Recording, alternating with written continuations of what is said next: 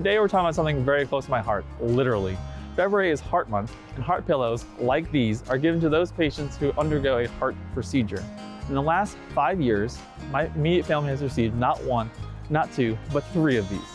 All are alive and well, but sadly, others do not share the same fate. Heart disease is the #1 silent killer worldwide. The numbers, however, are rapidly declining due to the time, dedication, efforts of organizations like the American Heart Association. Thanks for tuning in to another episode of the American Dream TV, Selling the Upstate.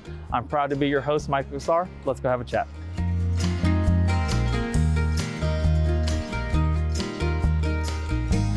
The American Heart Association has been at the forefront of heart health for the past century, promoting groundbreaking research, medical advancement, and development of technology.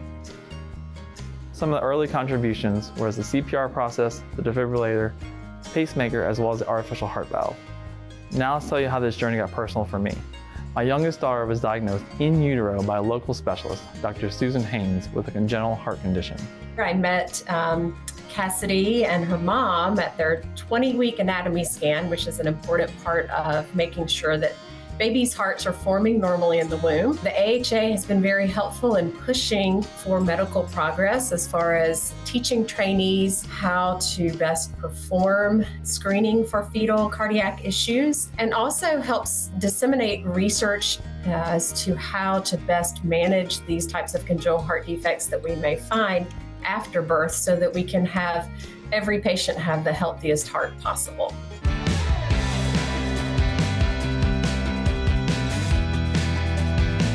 So Kelly, it's hard to imagine the world without an organization like the AHA.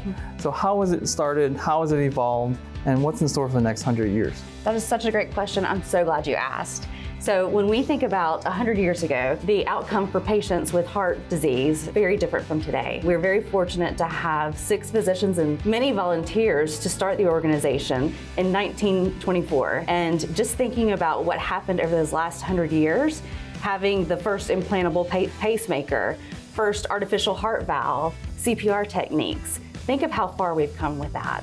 And so when we think about what the next 100 years is going to look like, we've come from one organization in one city to now we serve over 3,000 communities, and we also are international. We have evolved from scientific research as our basis, which we will always do, but now we're doing work in our communities. Every community is being served by the work that we do.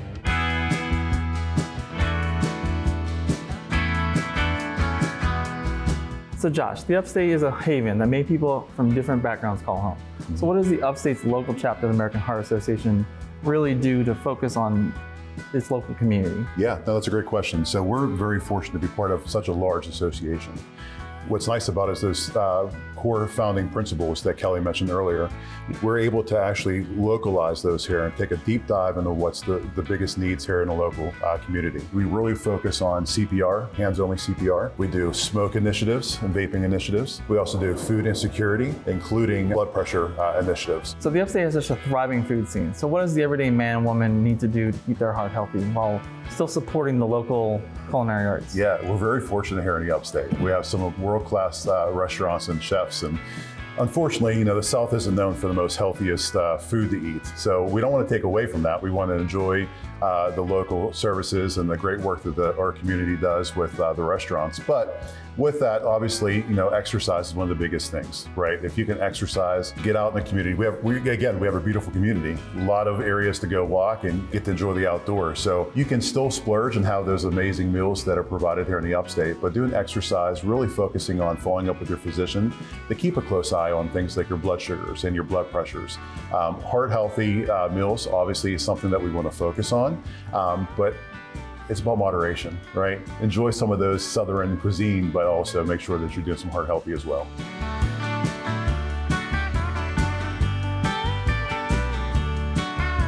Thanks for joining us today. We can all play our part in this life-saving journey, whether it's by supporting events, getting informed, or volunteering. We're all in this together. I'm Michael Cassar. Come back, or rather yet, come visit the Upstate and live out your American dream.